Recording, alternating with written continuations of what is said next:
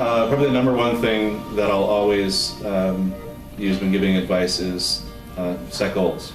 What I like to do is at least try to set a vague goal, like where you want to end up, and give, make sure that if it's not really exact and crisp, it should at least be directional, so people know what direction to head off in, right? You don't necessarily want people spending man years innovating something that will never make it to market.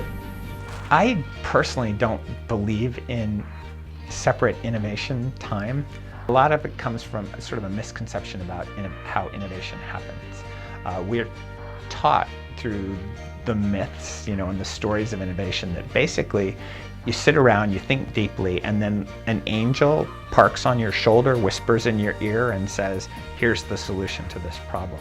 It just doesn't happen that way. It tends to happen, as I talked about before, without you even knowing it happened.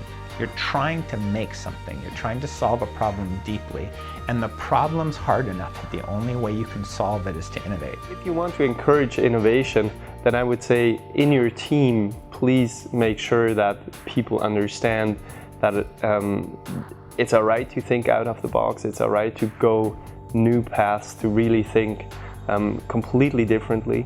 It's okay to fail in your innovation, it's okay to find out that this wasn't the right path. It's absolutely mandatory that the failures are celebrated sort of the same way as the successes, which is very hard to do, but I think that's the paradigm shift that we need to go through to allow for innovation.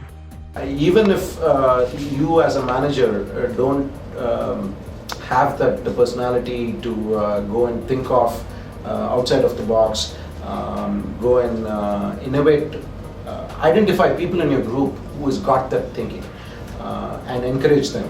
Surround them with the right set of people initially.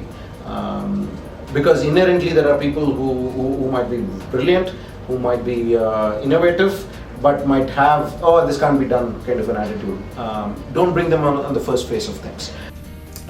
Also, if you ask your senior leaders for permission every time you have a great idea, you're going to get mired down in process and you're never going to get anything done. You're going to have to take the risk of just going ahead and doing some things that you really believe in. I just think there's a bit of a culture among some people that they always need to have everything approved, right? Because they can pass on that, they can pass on the responsibility for failure. Well, you have to take failure on yourself. So a lot of us are managers and we don't really have the time to sit down and code anymore, unfortunately. But that doesn't mean we can't be innovative. There's all these processes floating around the company that sometimes get in the way of our innovators innovating. So why not be an innovator around process? In my case, I had to spend a lot of time innovating new ways of getting the software out the door within sort of 1, 2, 3 months, as opposed to the typical enterprise release schedule of 12 to 18 months. You can innovate no matter where you're at in the company.